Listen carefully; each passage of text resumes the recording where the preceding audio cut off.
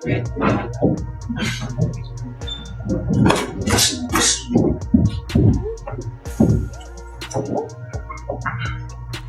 in either stance, that's a real problem for Canelo because he will just be switching, and you don't know where the shots are coming from, and it's so easy for him to do so. And I think the thing that really made me appreciate him is there's many times where I've seen people try and trade with him and slug it out, and I don't know if it's reachable for him. If anybody can do it, it's him, and I'm contradicting myself.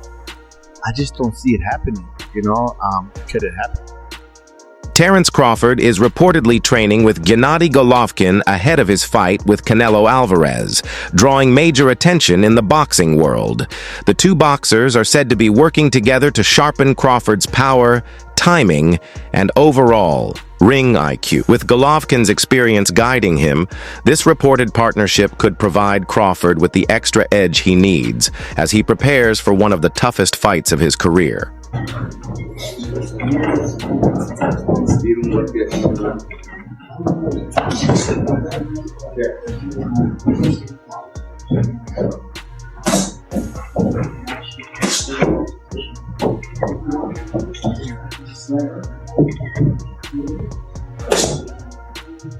When analysts look at Terence Crawford, they do not see an ordinary fighter. They see a rare talent who combines speed, timing, and an unmatched ability to read opponents. Crawford is known for switching stances smoothly and adjusting mid-fight, a skill that only a handful of boxers have mastered. His boxing IQ is often described as genius level because he can break down fighters with precision. Observers believe that his adaptability and ring awareness make him unique, setting him apart from most fighters in the sport today. For many, he is not just great, but truly amazing in the way he controls fights with intelligence and strategy. If there is anyone who can do it, it's Terence Bud Crawford, a man who survived getting shot in the head, for God's sake. Like, he is not normal. He is a wizard of boxing. He's got genius IQ, one of the smartest boxers I've ever seen, and he can do it all. He's had over 40 fights. I can't ever remember seeing him shook or worried.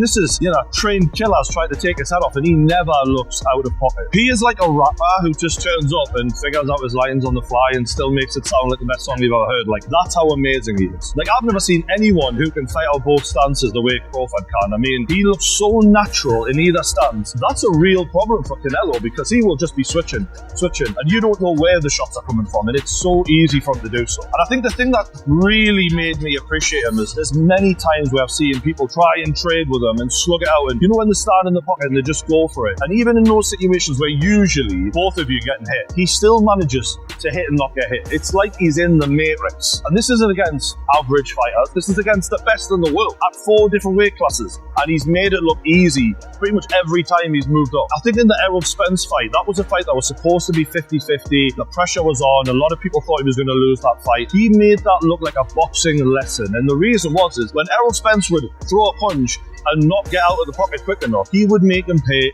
every single time. And if people are worried about Canelo's feet being slow, if there's anyone who can punish that, it's Terence Bud Crawford. In terms of weaknesses, these guys, they don't really have weaknesses. They've just got things that they maybe not as amazing at. That's the level we're talking here. Canelo has been accused of being a bit of a slow starter, and that could be a problem in this fight. Michael Fox highlighted an important aspect of the upcoming clash between Terence Crawford and Canelo Alvarez by pointing out that the only real disadvantage for Crawford is the weight. Moving up to face a naturally bigger and stronger fighter, like Canelo, presents obvious challenges. The size difference could allow Canelo to impose physical pressure, making it harder for Crawford to rely on strength exchanges. Yet, Fox made it clear that aside from this factor, Crawford holds the edge in nearly every technical department.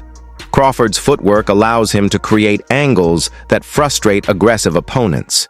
His jab is sharp and precise, setting the tone for combinations and disrupting rhythm. His timing, often described as elite, enables him to capitalize on the smallest openings.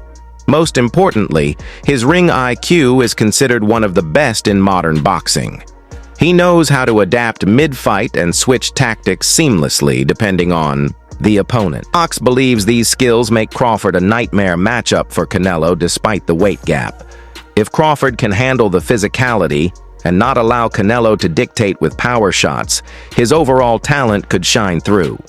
In that case, Crawford has every chance to outclass and defeat the Mexican superstar. I would like to see Bud pull it off. The thing about it is, I think the only disadvantage Bud really has is the weight. I think he has all the skills and attributes that are required to beat a guy like Canelo Alvarez. Canelo's kind of flat-footed. You've seen the fights with Bivol and Laura and even School, who didn't do much, but you see that movement irritates Canelo. You know what I'm saying? When dudes that know how to control the range and stuff like that, he didn't look like the world beat him. You know what I mean? The moment that sat in front of him, them dudes that sat in front of him, you see what he did with him. You know what I mean? But guys like Bivol, who was bigger, but he bouncing in and out. Laura, motherfucker, landing counter lefts, and he's circling out. That shit was fucking with Canelo. Floyd, you know, it probably killed Canelo that Floyd was always only an inch away. Yep. A little step back, you know what I'm saying? And he's like, I feel like I missed my mile. That's crazy, because he didn't use no movement. Right. He stood in the pocket. Right. Yeah, I mean, you said G? No, I said Floyd didn't use no movement. Yeah. He was always where he needed to be in the ring. He was always where he needed to be in the ring. I'm in there land, then I'm just right here. In there land, now I'm right here. It just bad motherfucker, dude. Like that's what Floyd never gotta understand. Floyd was a bad motherfucker. But the movement, having good feet under you, helps against Canelo. When new training photos of Terence Crawford's physique surfaced online, Showbiz, the adult reacted with curiosity and skepticism. The images displayed Crawford in peak condition with a noticeably sharp, muscular build. However, the immediate question raised was whether these pictures were authentic or edited. Some fans wondered if the visuals were exaggerated to intimidate Canelo Alvarez ahead of their clash. Showbiz highlighted that while Crawford has always been disciplined in his training, such dramatic physical changes sparked debate. This reaction shows how closely fans and commentators examine every detail, especially when it involves a super fight of this magnitude. In shredded wheat and amazing is this Photoshop, because this photo that Ilya Tapora posted of Terence Crawford is the latest photo we've seen, and he looks just less impressive in this photo. Well, the question is really, when were the photos taken? All right, so when you look at this photo and you look at this photo and look at this video of Terence Crawford with His Excellency Turki Al-Sheikh, as Terence Crawford is working out, supposedly just yesterday, right? Which one is Terence Crawford's latest appearance? Because even though this is the latest photo you've seen, doesn't mean this is when the photo was taken. The only reason why people are confused is because this latest photo seems to have been taken in Vegas. And this is, we're approaching fight week and Terence Crawford is already in Vegas. Hence the video with him with His Excellency Turki Al-Sheikh in Vegas. Now, let me explain all of this. Well, first you gotta look at the hairstylist, right? Terence Crawford in this photo from Ilya Tapora, his hairstyle is totally different than this hairstyle here with Terence Crawford shredded wheat. It is also different than his hairstyle that he has here in the gym with His Excellency Turki Al-Sheikh. You can tell because you can tell how the hair braid, like how it's parted in this photo, and in this photo, they're more parted down the middle, where this video, it's slanted in like a diagonal slant, which I'm thinking is his latest. Adam Smith gave a detailed explanation of why he favors Terence Crawford over Canelo Alvarez, focusing heavily on timing as the deciding factor. According to Smith, boxing is not only about skill, but also about meeting opponents at the right or wrong moment in a career. He pointed out that Canelo Alvarez has already endured years of tough battles against top competition, which has inevitably taken a toll on his body. While Canelo is still highly skilled, Smith feels his speed, explosiveness, and sharpness are no longer at the level they once were. In contrast, Terence Crawford is entering what many consider the peak stage of his career. He has momentum on his side. He is undefeated, and he shows no visible signs of slowing down. Crawford remains hungry, motivated, and possesses the energy of a fighter still eager to prove himself against the very best. Smith suggested that this perfect alignment of form and ambition gives Crawford an advantage. For Smith, the timing of this fight is not in Canelo's favor. He believes Crawford is catching the Mexican star at a moment when his sharpness has slightly faded, making this the ideal opportunity for Crawford to win and solidify his greatness. To be in Vegas to see, I think Terence Crawford beats Canelo, and I think that it's going to be his coming out party. I'd love to be there, and Canelo, of course, an all-time great. But listen, I love Ireland, and I'm pleased to be in Belfast with the same for Crocker and Donovan. There's something about an all-Irish fight which is fantastic, and it was great, controversial first time around. It's even bigger now, so let's jet over there and get on with it. Just a quick one on Canelo Crawford. I heard you pick Crawford. You just said it there. How much of that is down to timing? How much of that is down to styles? A bit of both. I think Canelo is approaching 70 fights. He's been beaten before. Crawford remains undefeated.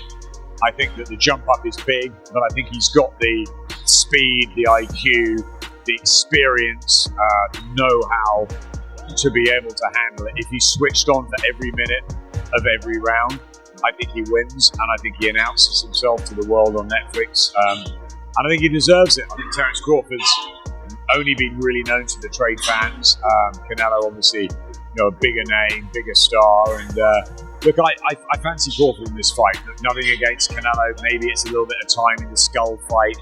I don't know, but there's plenty that fancy Canelo. They're too big, too strong, too good. It's Crawford for me. On TalkSport Boxing, the debate over Canelo Alvarez versus Terence Crawford turned intense. Some commentators boldly claimed that if Crawford loses badly to Canelo, he may not step into the ring again at the highest level. The panel weighed both sides of the argument, with some believing Canelo's size and pressure would overwhelm Crawford. Others argued that Crawford's skill set and boxing intelligence could expose Canelo's weaknesses. The conversation reflected the split opinions across the boxing world. What stood out most was the dramatic prediction that defeat could end Crawford's presence in marquee fights, showing just how high the stakes are for this event there. So there's a big argument that Canelo Alvarez starts the favourite going into this one because he's the super middleweight world champion. But Crawford jumping up to two weight divisions, and he's jumped up a weight division before that as well, beating Errol Spence. You just look at it and go, it's a massive ask here for Terence Crawford. Something inside me tells me he wins, and we'll get into that later on. Well, we'll talk about that in a minute, but in the meantime, Canelo, as ever, has left no stone unturned. He's been training at altitude in Sierra Nevada, looking to get the maximum body stamina and preparation advantage. It's something that he's used to. And of course, he's going to effectively be the home fighter because Tex-Mexers will be up in their numbers from Texas. Also, Hispanic fans from all around the United States.